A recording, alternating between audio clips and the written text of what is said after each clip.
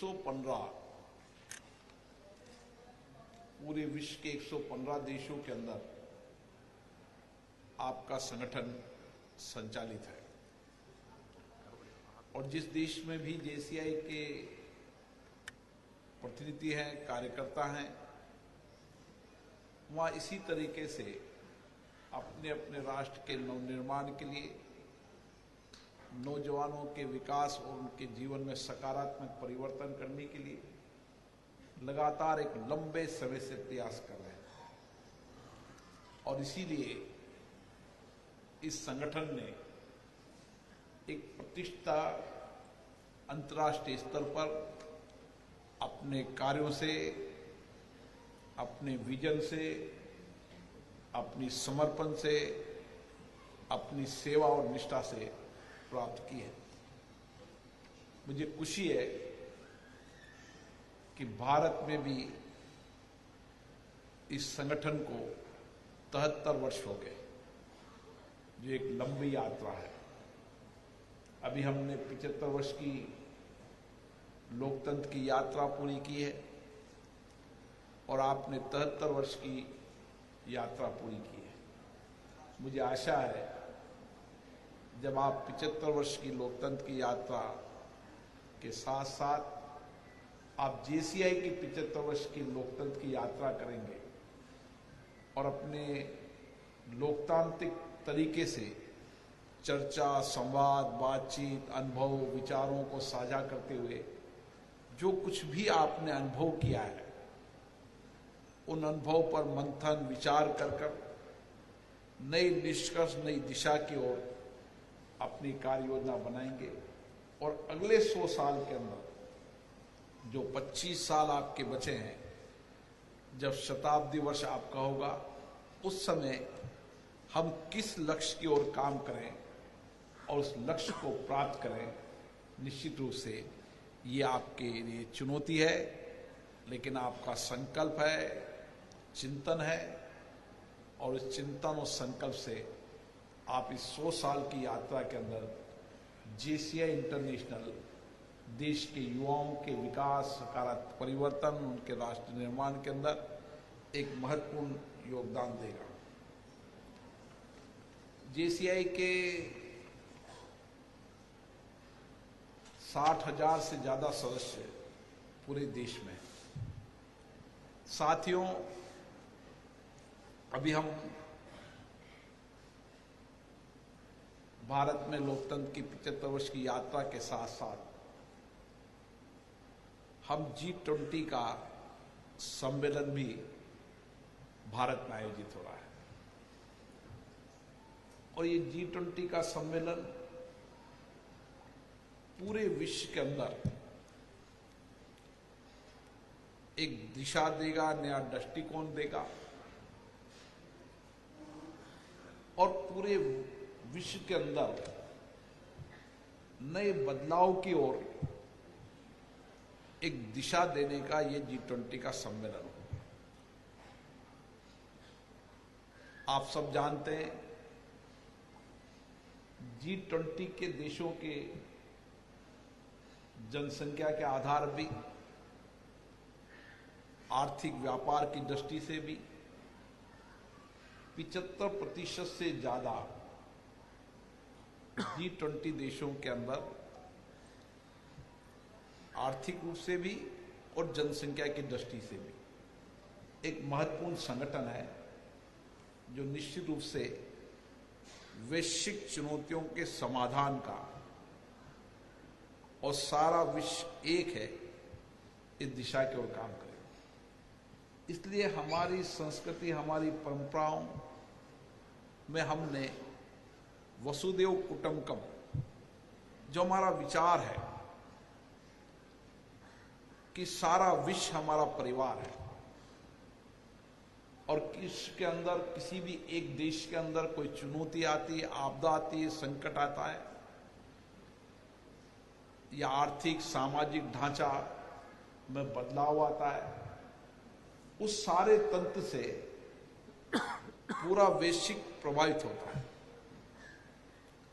और आप देख रहे होंगे वर्तमान समय के अंदर दो देशों के विवादों से ही पूरी वैश्विक तंत्र के अंदर, आर्थिक और सामाजिक तंत्र के अंदर परिवर्तन का विषय आप देख रहे होंगे। और इसीलिए हम सबके सामने ये बहुत महत्वपूर्ण अवसर है कि हम विश्व का नेतृत्व कर सकें, पूरे विश्व को एक दिशा दे सकें। और जैसा कि हमने कहा है कि सबको साथ लेकर हम एक परिवार के रूप में, एक आर्थिक रूप से भी, सामाजिक रूप से भी सभी देश आर्थिक सामाजिक प्रगति करें और एक दूसरे देशों के अंदर सहयोग की भावना हो, इस दिशा के लिए ये G20 निश्चित रूप से महत्वपूर्ण साबित होगा। इसी के साथ आपका संगठन भी पूरी वैश्विक चुनौतियों पर समाधान का रास्ता ढूंढता है। आप पूरे विश्व के नौजवानों को एक सक्रिय नागरिक बनाने के लिए, ताकि वो वैश्विक चुनौतियों का समाधान कर सके और किस तरीके की चुनौतियां भारत में होगी, विश्व में होगी और उसका स्थायी समाधान क्या होगा, इसके लिए आपका संगठन निश्चित रूप से विचार करेगा, अपने अपने अनुभव को साझा करेगा। अभी अंशु सराफ जी ने कई सारी चीजें बताई कि कोई भी आपदा हो, संकट हो, गांव के विकास की बात हो, नौजवानों के अंदर सकारात्मक परिवर्तन के लिए किस तरीके से उनके व्यापार, इंडस्ट्री सेक्टर के अंदर उनके नेतृत्व देने का काम हो, गांव के अंदर सामाजिक आर्थिक परिवर्तन करना हो, या आपदा संकट के समय संपूर्ण विश्व के अंदर JCI संगठन ने आपदा संकट के अंदर काम किया है। हम इस वैश्विक परिवर्तन के अंदर, भारत के अंदर एक नए दौर की ओर देख रहे हैं। एक लंबी हमारी लोकतंत्र की यात्रा रही और इस लोकतंत्र की लंबी यात्रा के अंदर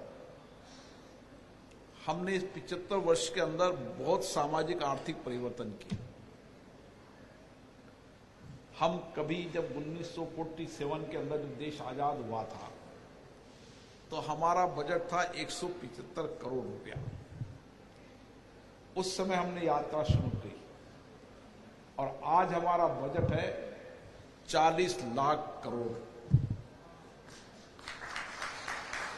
और इसीलिए एक विविधता वाला देश, एक विशालता वाला देश, अलग अलग संस्कृति, अलग अलग भाषा, अलग अलग बोलबाल। दुनिया ने जब देश आजाद हुआ था सोचा था कि इतने बड़े देश में इतनी विशालता, विविधता, अलग अलग संस्कृति, अलग अलग धर्म, शायद ये देश एक साथ कभी संगठित होकर नहीं रह पाएगा। जब पार्लियामेंट की आप संविधान की डिबेट को देखेंगे, पार्लियामेंट के उस समय की डिबेट का हिस्सा देखेंगे, आपको लगेगा किस तरीके की उस समय चुनौती थी। हमारी साक्षरता दर 20% थी, हमारा हेल्थ का इंडेक्स, हम सब इंडेक्सों के अंदर बहुत दुनिया से बहुत पीछे थे। और ज्यादा बड़ी चुनौती थी हमारे अलग अलग रजवाड़े, अलग अलग राज्य, छोटी छोटी रियासतों। लेकिन हमारे दूरदर्शी नेता सरदार वल्लभ भाई पटेल ने, आप विचार करो किस तरीके से राजाओं ने अपने राज को त्यागा और एक राष्ट्र का निर्माण हुआ। और जब भारत के कुछ हिस्सों को छोड़कर सभी ने अपना त्याग कर कर एक लोकतंत्र में विश्वास किया और लोकतंत्र में विश्वास कर कर अपने राज्य को भारत के विलय में सहमति दी। और इसीलिए जब हम हिस्ट्री पढ़ते हैं, इतिहास पढ़ते हैं, क्योंकि हमारा इतिहास गौरवशाली पूर्ण भी है और हमारा इतिहास हमें कहीं न कहीं नई दिशा, नई ताकत देने वाला इतिहास भी है। और इसीलिए आप इस लोकतंत्र की यात्रा को आपको समझना पड़ेगा, अध्ययन करना पड़ेगा। जब इस लोकतंत्र की यात्रा को आप अध्ययन करेंगे तो आप देखेंगे कि यह बात सही है कि हमसे बाद में या हमसे पहले आजाद हुए देशों में कुछ हमसे आगे बढ़े होंगे, लेकिन हमारी ताकत इतनी है कि इतनी विशालता, इतनी विविधता, इतनी संस्कृति, दुनिया के सारे धर्म यहाँ होने के बाद भी हमें अगर किसी ने जोड़ा तो लोकतंत्र ने जोड़ा। हमारी लोकतंत्र शासन पद्धति जो हमारे संविधान में उस समय बनाई, और ये लोकतंत्र हम कहते हैं कि लोकतंत्र प्राचीनतम लोकतंत्र है। लोकतंत्र हमारे जीवन का हिस्सा है, हमारी परंपरा का हिस्सा है, हमारा कार्य का हिस्सा है। ये लोकतंत्र हमें कोई आजादी के बाद का नहीं मिला है। इसलिए इस G20 के अंदर भी हम दुनिया को ये बताने वाले हैं कि भारत सबसे प्राचीनतम लोकतंत्र है और हम लोकतंत्र की शासन पद्धति पर सबसे ज्यादा विश्वास रखते हैं। आज दुनिया के जितने भी देश चले जाओ, आप जहां लोकतंत्र नहीं होंगे वहां भी आप लोग होंगे कि वहां भी ऐसी शासन पद्धति को दिखाते हैं जैसे वहां पर बड़ा लोकतंत्र हो। मैं कई देशों के अंदर जाता हूं, जब हमारी वर्ल्ड स्पीकर कॉन्फ्रेंस होती है तो मैं देखता हूं कि दुनिया के अंदर कई एक दल की शासन पद्धति है, कहीं लोकतंत्र नहीं, पर वो लोकतंत्र की बड़ी चर्चा करते हैं, बड़ी विवेचना करते हैं, क्योंकि दुनिया ने माना है कि लोकतंत्री शासन चलाने की सर्वश्रेष्ठ पद्धति है। और हमने हमारे संविधान के अंदर जनता को बीच में रखकर जनता की सरकार द्वारा संचालित शासन, ये हमारी ताकत है। और दुनिया के बड़े बड़े विकसित देशों ने जब महिलाओं को वोट का अधिकार नहीं दिया था, भारत का संविधान के अंदर समानता, सबको मौलिक अधिकार, सबको न्याय का अधिकार, ऐसा हमारा संविधान है। और ये संविधान की ताकत ही है कि हमारे लोकतंत्र में अभिव्यक्ति है, आजादी है, और हम हर कार्य व्यवहार को इस लोकतंत्र के कारण बेहतरीन कर सकते हैं। अब आपकी बड़ी जिम्मेदारी इस विषय पर है कि जब हम बदलती परिस्थिति के अंदर हमारे देश के नौजवानों ने दुनिया को ये बता दिया कि हर चुनौतियों का समाधान निकालने की सामर्थ्य और शक्ति है तो भारत के अंदर है, भारत के नौजवानों में है। उनकी ऊर्जा, उनका सामर्थ्य, उनका चिंतन, उनका नया रिसर्च, नया इनोवेशन। आप देखो कितनी जल्दी 2014 में अपने पर स्टार्टअप गिनती के थे, आज लाखों स्टार्टअप हैं। और लाखों स्टार्टअप में हम दुनिया के अंदर जो कुछ भी नया रिसर्च होता है, नया इनोवेशन होता है, हम उस नए रिसर्च इनोवेशन में हमारी पद्धति, हमारी कार्यशैली से हमने दुनिया को सबसे सस्ता, टिकाऊ इनोवेशन कर दुनिया को दिशा देने का काम किया। अभी कोविड वैक्सीनेशन की जब बात चलती है दुनिया के अंदर, जब अभी चर्चा चल रही है, तो जो वैक्सीनेशन भारत में बनाया तो लोगों ने कहा कि भारत में हमने दुनिया के अंदर हमेशा मेडिकल रिसर्च के अंदर दुनिया के अंदर विकसित राष्ट्रों की ओर ही देखा था। कोई भी वैक्सीनेशन हो, कभी भारत ने कोई आजादी के बाद कभी वैक्सीनेशन अपनी ऐसी नहीं बनाई जिसको दुनिया माने। लेकिन हमारे वैज्ञानिकों की इतनी ताकत है कि उन्होंने वे वैक्सीन बनाए जो दुनिया आज उसकी मान्यता को माने। इसलिए आपके सामने, क्योंकि आप सामाजिक क्षेत्र में भी काम कर रहे हैं, आर्थिक क्षेत्र के अंदर भी लोगों के जीवन को परिवर्तन करने के लिए काम कर रहे हैं, आप एक अच्छा नया युवा नेतृत्व देना चाहते हैं, लीडरशिप देना चाहते हैं। लीडरशिप कोई राजनीति के अंदर ही नेतृत्व नहीं होता है, लीडरशिप हर कार्य में लीडरशिप होती है। नेतृत्व का गुण व्यक्ति के अंदर, चाहे वो बिजनेस के अंदर हो, व्यापार के अंदर हो, कंपनी के अंदर हो, या मशीन चलाने में हो, हर चीज में अगर उसकी नेतृत्व क्षमता सामूहिकता के साथ लेकर चलने की होगी, सबके मतों को लेकर चलने की होगी, तो हम बेहतर नेतृत्व देकर बेहतर परिणाम दे सकते हैं। और इसीलिए मेरी आपसे ये अपेक्षा है कि हमें कुछ एजेंडे तय करना चाहिए।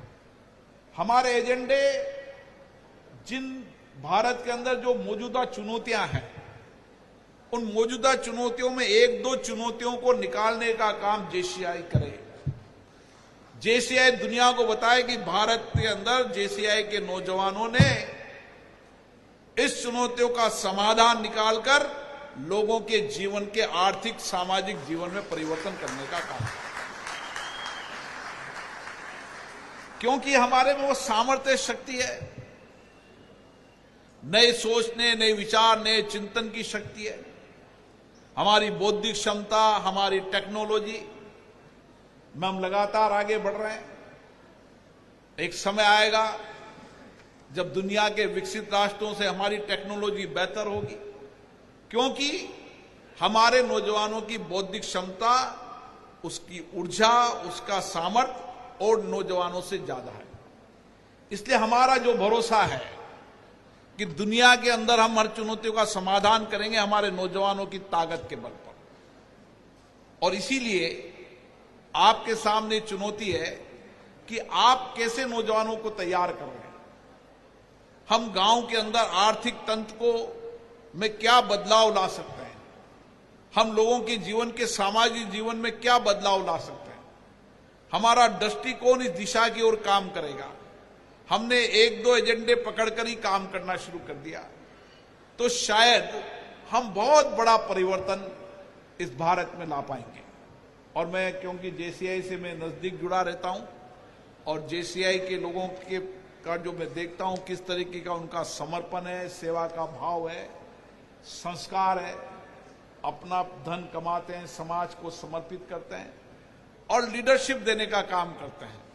राष्ट्र के प्रति एक समर्पण का भाव है, एक अच्छा दृष्टिकोण है। और इसीलिए मेरा आपसे यह आग्रह है कि हमें इस माहौल की ओर बढ़ना चाहिए, सकारात्मक दिशा की ओर बढ़ना चाहिए। और जो आपने कई मुद्दों पर चर्चा की, आपने हमेशा एसडीजी के मुद्दों पर बात की, सतत विकास लक्ष्यों के मुद्दों पर आपके इंटरनेशनल कॉन्फ्रेंसों में आपने चर्चा की कि कैसे हम एसडीजी के अंदर भारत के मानकों को सबसे ऊपर ला सकें। इस दृष्टिकोण से आपने काम किया।